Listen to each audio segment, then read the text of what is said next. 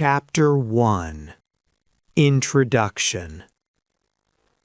On Sunday afternoon, December 14th, 2025, a quiet day in Brentwood, Los Angeles, changed in minutes. At 3:30 in the afternoon, emergency workers received a call. Someone needed help at a house on Chadbourne Avenue. The firefighters arrived quickly. What they found inside would shock the nation. 2 people were dead. The victims were Rob Reiner, age 78, a famous film director, and his wife, Michelle Singer Reiner, age 70. Both had been stabbed. By evening, this was not just a medical emergency. It was a murder investigation. The Los Angeles Police Department took control of the scene. Officers walked through the house. They looked for clues. They asked questions. Who did this? Why? How did it happen? 3 mysteries stood out from the start. First, there were no signs that anyone broke into the house. The doors and windows were not forced open. This meant something important. Whoever came inside either had a key or was invited in. Second, people close to the family said Rob and Michelle had been worried in the days before their deaths. They feared something bad might happen. But what exactly? Third, within hours of the discovery, the tragedy became part of a political fight. Before anyone knew the full facts, people began using the deaths to score points in public arguments. This was not a normal response to a family crisis. Rob and Michelle Reiner had 3 children. Their daughter Romy found the bodies and called for help. Investigators began working fast. They checked the house. They spoke to family members. They gathered evidence. The medical examiner confirmed the cause of death: stab wounds. The police noted one detail that would become critical: no forced entry.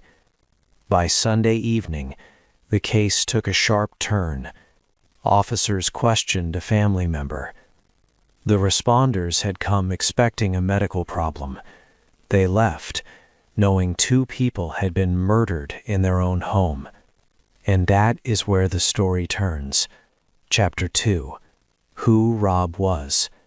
Rob Reiner was born in 1947. His father was Carl Reiner, a comedy legend. His mother was Estelle LeBost, a singer. Rob first became famous as an actor. In the 1970s, he played Michael Stivic on the television show All in the Family. People called his character Meathead. The show was groundbreaking. It talked about race, politics, and family in new ways. Rob won 2 Emmy Awards for his work. But acting was just the beginning. In 1984, Rob directed his first major film, This Is Spinal Tap. It was a fake documentary about a rock band. People loved it. Then came an amazing run of movies. Between 1984 and 1992, Rob directed film after film that became classics. Stand By Me in 1986 told a story about friendship and growing up. The Princess Bride in 1987 became a fairy tale that millions of people quoted for years. When Harry Met Sally in 1989 changed how romantic comedies were made. Misery in 1990 was a terrifying thriller. A Few Good Men in 1992 was a military courtroom drama. These films did more than make money. They became part of American culture. Rob also worked hard on political causes. In 1998, he led a campaign in California to tax tobacco and fund programs for young children. The program still helps families today. In 2008, Rob fought for marriage equality. He worked with lawyers from both political parties. His work helped lead to the 2015 Supreme Court decision that made same-sex marriage legal across America.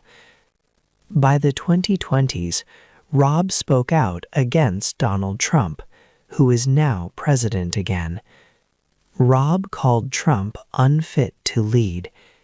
He gave money to Democratic candidates.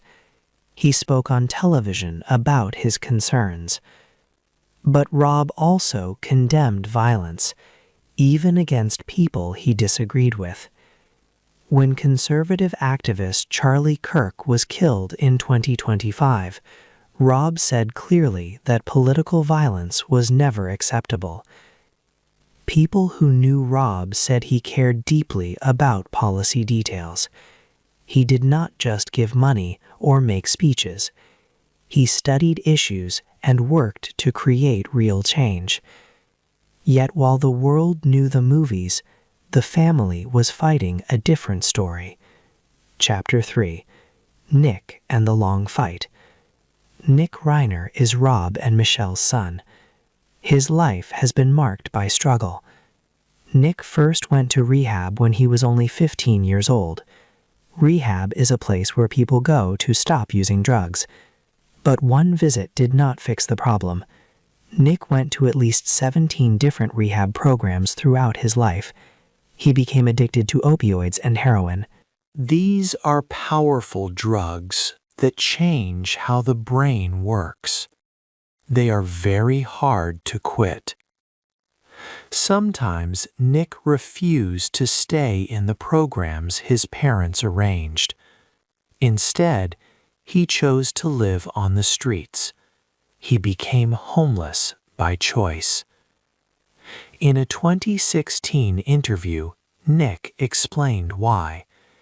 He said if he wanted to do things his own way and not follow his parents' suggestions, then he had to be homeless. He also said he could have easily died during those times. Rob and Michelle lived with constant fear. They worried their son would not survive. They wondered if his addiction would end in tragedy.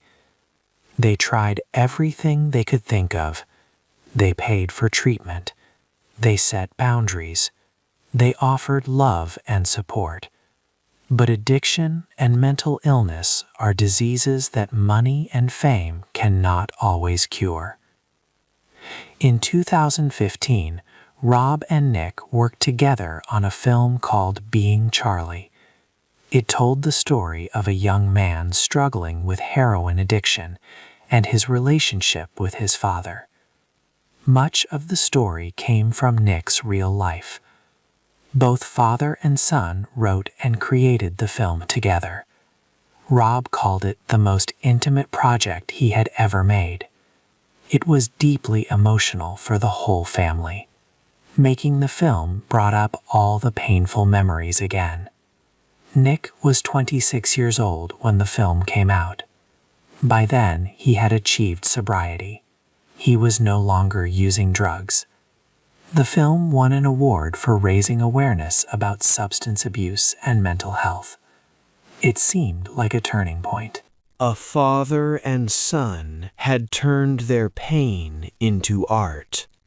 But questions remained. Did making the film actually heal the wounds between them? Or did it just show how fragile their relationship still was? By late 2025, people close to the family began to worry again. They noticed changes in Nick's behavior. They wondered if he had relapsed. They saw signs that his mental health was declining. And then came the holiday weekend, when people around them noticed something was off. Chapter 4. The Day Before. On Saturday, December 13th, 2025, Rob and Nick went to a holiday party. The gathering was at the home of comedian Conan O'Brien. It should have been a pleasant evening with friends, but something went wrong. Witnesses at the party said Rob and Nick had a loud argument. People noticed. Nick's behavior seemed erratic. He was not acting normal. The argument was intense enough that others at the gathering could not ignore it. What exactly was said during the fight? No one has made that public. After the party ended, what happened when the family went home? These details are still unknown, but people close to the Reiners reported something important. After the argument, Rob told friends he was scared. He was scared for his son. He did not know what might happen next. Michelle had also expressed concerns about Nick's mental health in recent weeks. She could see something was wrong. The family was living through a crisis. Nick was staying at his parents' house as a guest. The situation inside the home was tense. Did anyone think about calling for professional help that night? Did they consider getting medical or police assistance? These questions do not have clear answers yet. What is known is this: a family was in trouble. A son with a long history of addiction and mental health struggles was showing signs of serious problems. Parents who had spent decades trying to help him were frightened. The argument at the party was a warning sign. It showed that pressure was building. Saturday night passed. The family went to sleep in their Brentwood home. Sunday morning came. The hours moved slowly toward afternoon. No one outside the house knew what was happening inside. No neighbors reported hearing anything unusual. No one called for help. By mid-afternoon on Sunday, it was too late. Because what happened in the house the next day is what investigators must now reconstruct. Chapter 5: Inside the House. The Los Angeles Fire Department received a medical emergency call at 3:38 p.m. on Sunday. They sent responders immediately to the house on Chadbourne Avenue in Brentwood. The property records showed the home belonged to Rob Reiner. When the firefighters arrived, they went inside. They found two bodies: a man, age 78, a woman, about 70 years old. Both victims had stab wounds. The firefighters called for police backup. Officers from the Los Angeles Police Department arrived about 10 minutes later.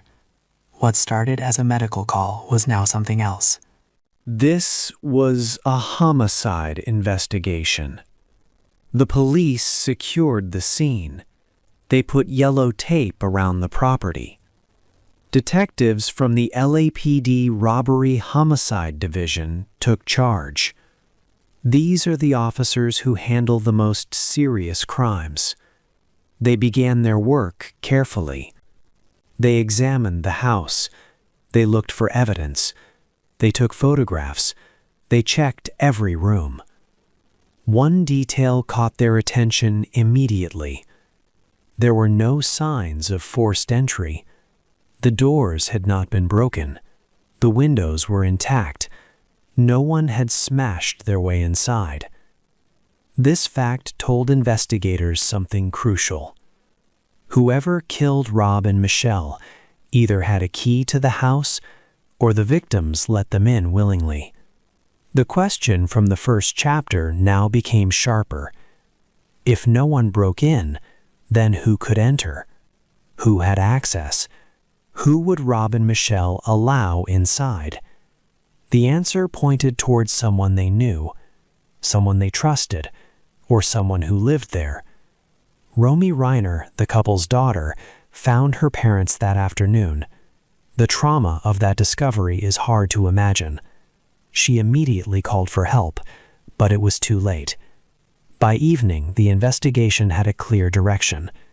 Police questioned family members. They gathered statements. They looked at recent events. They asked about relationships inside the household.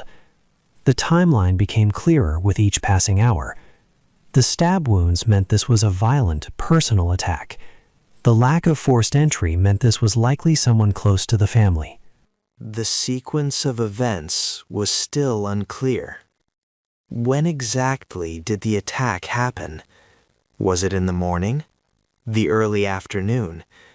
Did both victims die at the same time, or one after the other? What was the motive? Investigators could confirm certain facts: the time of the emergency call, the agencies that responded, the official cause of death. But many questions remained unanswered. What happened inside that house in the hours before the bodies were discovered? As Sunday night arrived, the LAPD made a decision. They had enough evidence to make an arrest. And by that night, police focus turns toward the person the public least expected. Chapter 6: An Arrest and a Storm. Police arrested Nick Reiner on Sunday evening around 9:15 p.m. He was taken into custody at the scene. On Monday morning at 5:04 a.m., he was officially booked on suspicion of murder. LAPD Chief Jim McDonald held a press conference Monday afternoon. He confirmed that Nick Reiner had been arrested in connection with his parents' deaths. The bail was initially set at $4 million.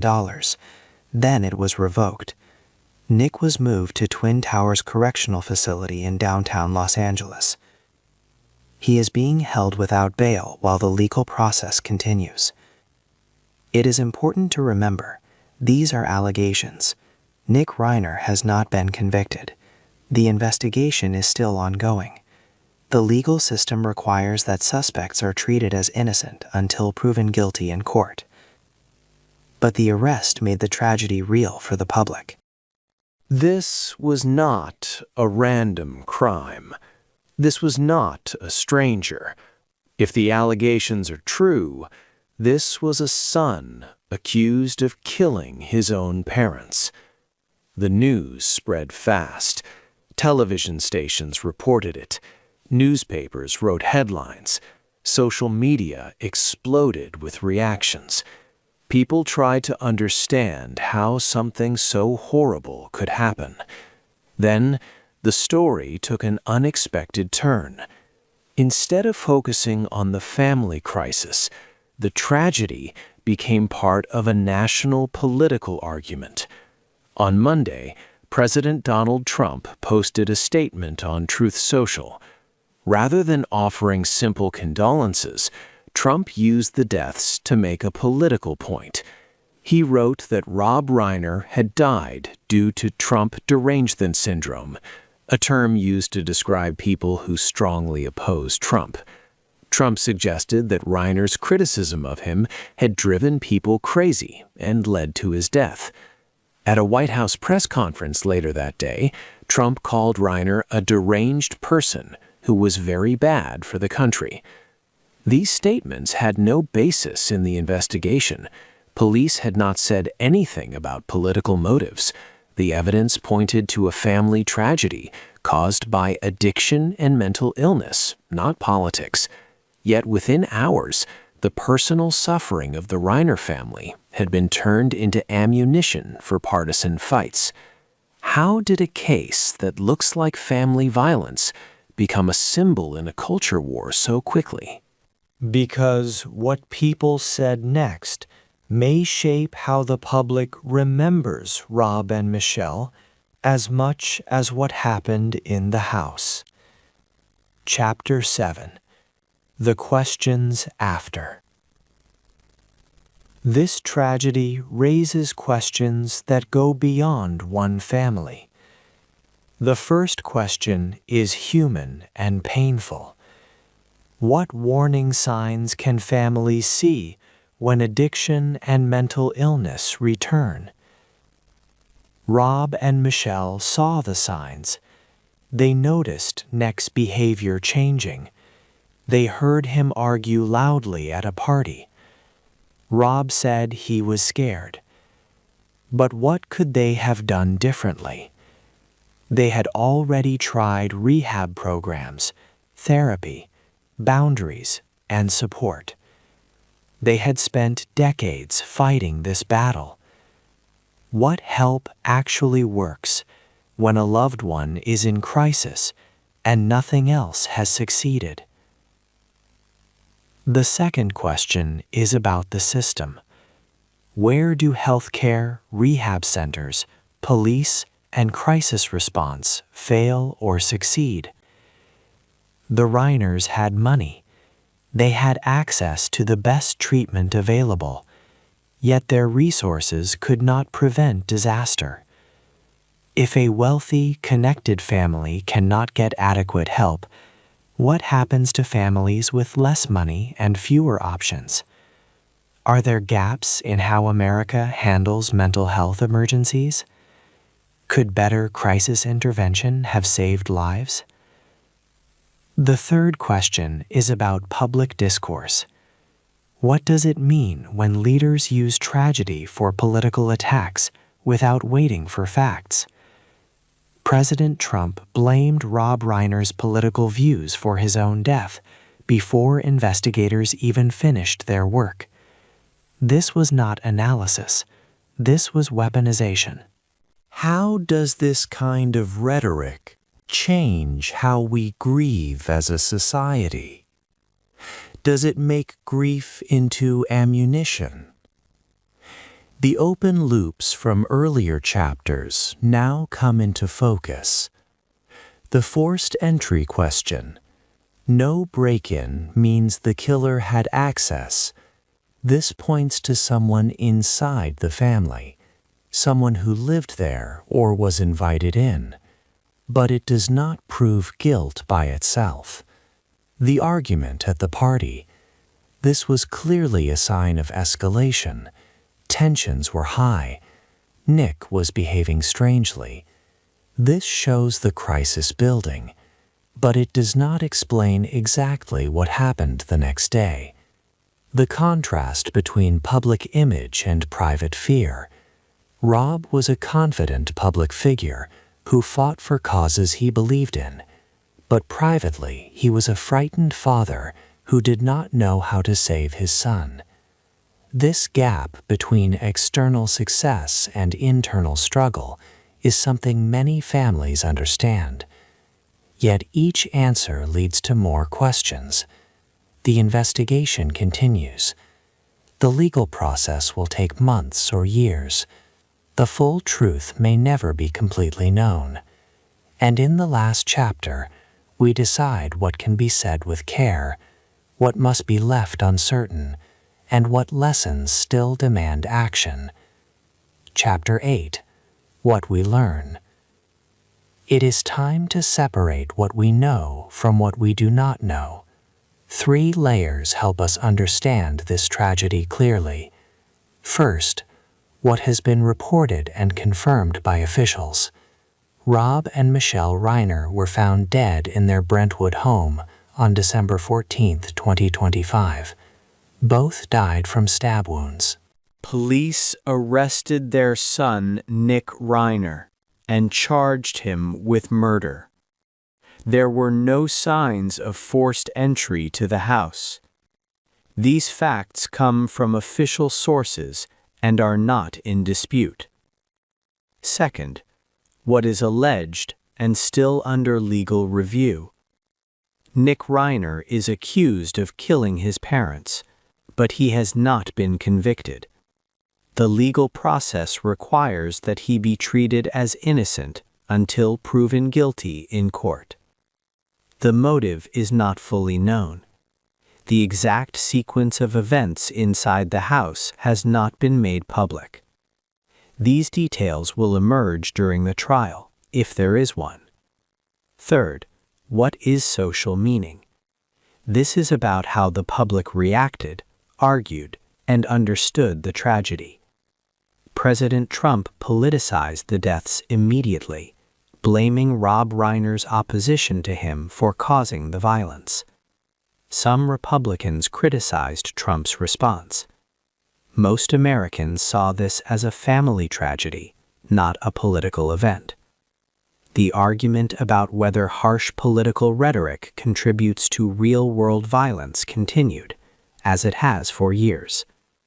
Now we can resolve the open loops as much as an honest account allows. Why was there no forced entry? Because the killer either lived there or was welcomed inside. This points toward Nick, who was staying at the house.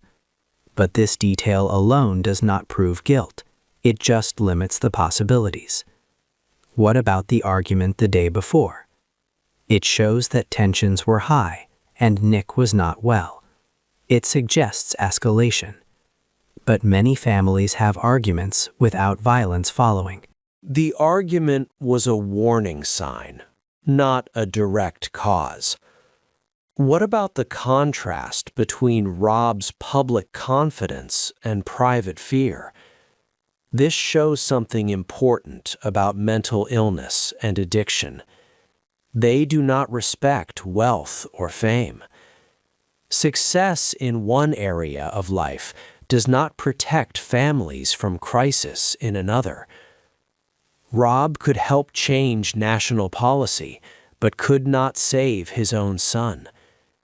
This is not a moral judgment, it is a reality. So what can we learn? First, families need earlier, stronger crisis pathways. When someone is showing signs of mental health breakdown or relapse, there should be clear, fast ways to get help before tragedy strikes. The system as it exists now often fails.